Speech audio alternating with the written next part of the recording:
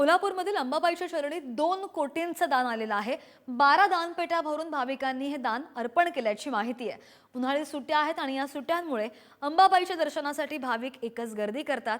करवीर निवासिनी श्री अंबाबाई मंदिरामधील 12 दानपेट्यांमध्ये भाविकांनी देणगी स्वरूपात दान केलेल्या रोख रकमेची मोजणी पूर्ण झाली आणि एप्रिल आणि मे या 2 महिन्यांमध्ये भाविकांनी अंबाबाई चरणी तब्बल 2,26,26,821 रुपयांचं दान दिल्याची नोंद या मोजणीद्वारे करण्यात आली आहे। सोमवारपासून पश्चिम महाराष्ट्र देवस्थान समितीच्या वतीनं ही मोजणी करण्यात आली।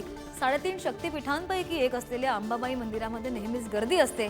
मागील 1.5 महिन्यामध्ये उन्हाळी सुट्ट्यांमध्ये अनेक जण आई अंबाबाईच्या दर्शनाला आल्याचं पाहायला मिळालं। अधिकची माहितीकर आमचे प्रतिनिधी शेखर पाटील आपल्या सोबत आहेत। शेखर, कोल्हापुरातील अंबाबाईच्या चरणी 2 कोटींचं दान।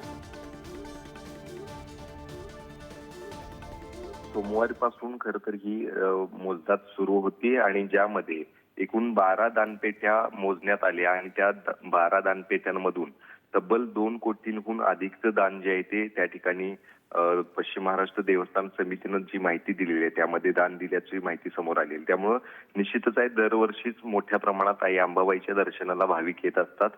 मागील 2 महिन्याची ही मोजदाद जी आहे ती पूर्ण झालेली आहे, ज्यामध्ये एप्रिल आणि मे ही 2 महिने आहेत, ज्यामध्ये काही महिने एक महिना जो आहे तो सुट्ट्यांचा आहे, उन्हाळी सुट्ट्यांचा आहे। त्यामुळे अनेक जण पर्यटनासाठी आणि आई अंबाबाईच्या दर्शनासाठी येत असतात। त्यामुळे निश्चितच ही वाढ जी आहे ती दानपेट्यांमधल्या दानांची वाढलेली आहे।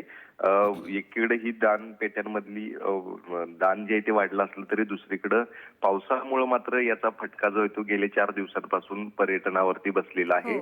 संख्या जी आहे ती पर्यटनाची कमी झालेली पाहायला मिळते आणि अर्थातच दानपेट्यांमधलं दान देखील या 5-7 दिवसांमध्ये देखील कमी झालंय। मात्र एकूण 2 महिन्यांचा विचार केला तर तब्बल 2 कोटींहून अधिकचं दान जे आहे ते या ठिकाणी मिळालेलं आहे आणि त्याची मोजदाद देखील पूर्ण झाल्याची माहिती आता पश्चिम महाराष्ट्र देवस्थान समितीने दिली आहे। श्रद्धा, अगदी शेखर, धन्यवाद दिलेल्या सगळ्या सविस्तर माहितीसाठी।